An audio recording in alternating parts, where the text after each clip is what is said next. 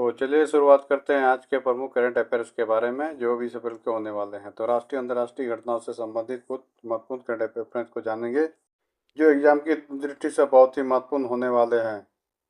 चलिए शुरुआत करते हैं।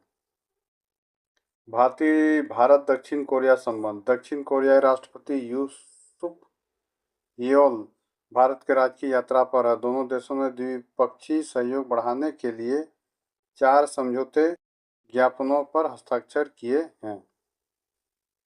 सिविल सेवा दिवस आज 21 अप्रैल है और आज 18वां सिविल सेवा दिवस मनाया जा रहा है। उपराष्ट्रपति जगदीश धनावड़ इस अवसर पर नई दिल्ली में सिविल सेवकों को संबोधित करेंगे।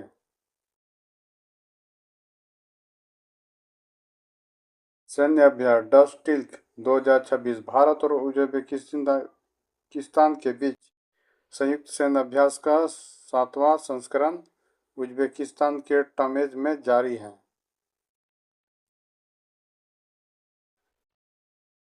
नीति आयोग ने वित्त वर्ष 2025-26 की तीसरी तिमाही के लिए ट्रेड वॉच क्वार्टरली का 7वां संस्करण जारी किया है।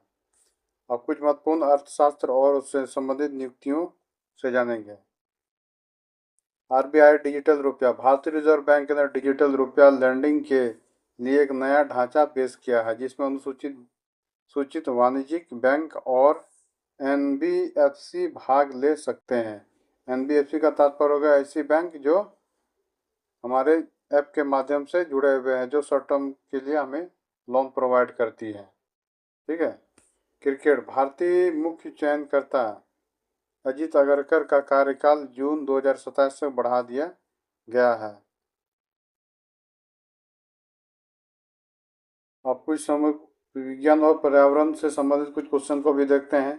Quantum internet. भारत ने प्रमुख संस्थाओं को जोड़ने के लिए national quantum internet violet project शुरू किया है। शहरी नवीनीकरण। बढ़ते तापमान को कम करने के लिए मियावाकी फॉरेंस फॉर अर्बन रेजिलियंस पहल लॉन्च की गई है।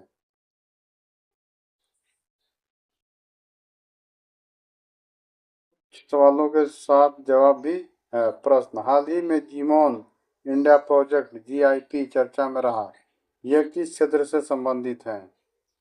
ये काफ़ी चर्चाओं में काफ़ी समय से ये रहा। तो यह भारतीय जनसंख्या के अनुवांशिक डेटा का डेटाबेस तैयार करना है।